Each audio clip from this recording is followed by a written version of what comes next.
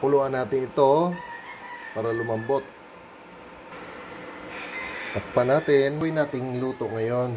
Isa tortang talong, isa ginisang talong.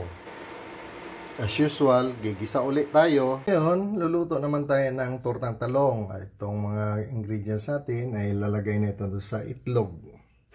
Ayan, nahalo na sa itlog ang sibuyas at kaawos. Ready na itong iluluto.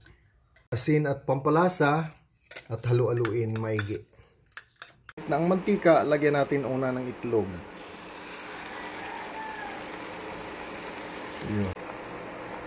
Lagyan natin una ng itlog bago ang talong. Tapos yung talong.